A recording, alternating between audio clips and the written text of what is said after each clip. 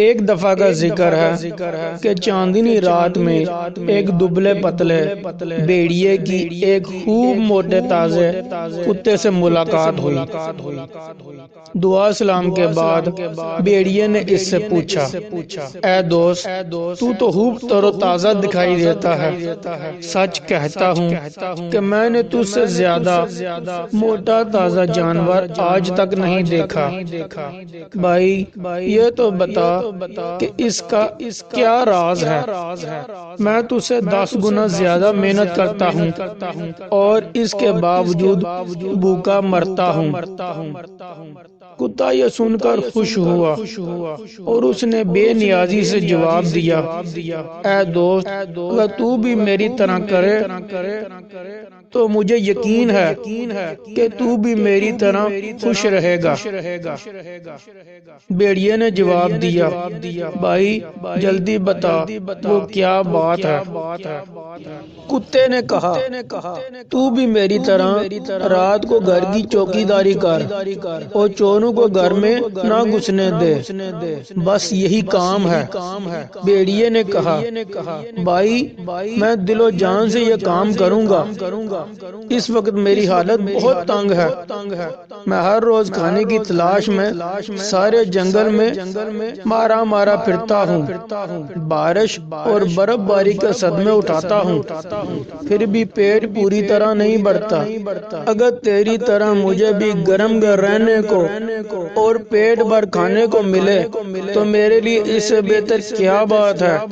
کتے نے کہا، یہ جو کچھ بھی میں کہہ رہا ہوں سچ ہے، اب تو فکر مت کر، بس میرے ساتھ چل۔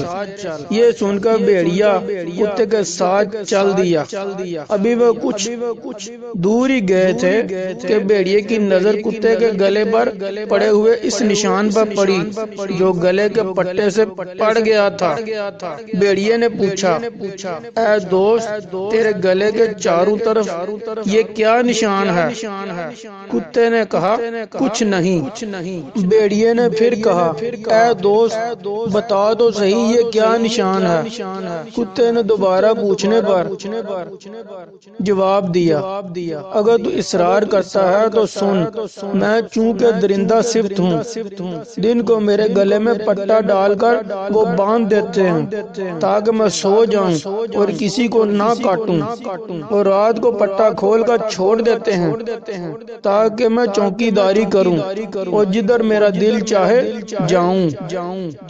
رات کو کھانے کے بعد میرا مالک میرے لیے ہڈیاں اور گوشت تیار کرتا ہے اور میرے سامنے ڈال دیتا ہے۔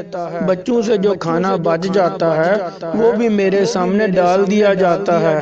گھر کا ہر آدمی مجھ سے پیار کرتا ہے۔ یہی سلوک جو میرے ساتھ کیا جاتا ہے وہی تیرے ساتھ ہوگا۔ یہ سن کر بھیڑیا رک گیا۔ کتے نے کہا، چلو چلو، کیا سوچتے ہو؟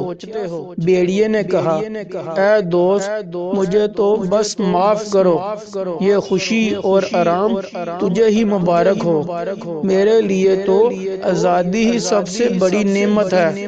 جیسا تو نے بتایا اس طرح اگر کوئی مجھے بادشاہ بھی بنا دے تو مجھے قبول نہیں۔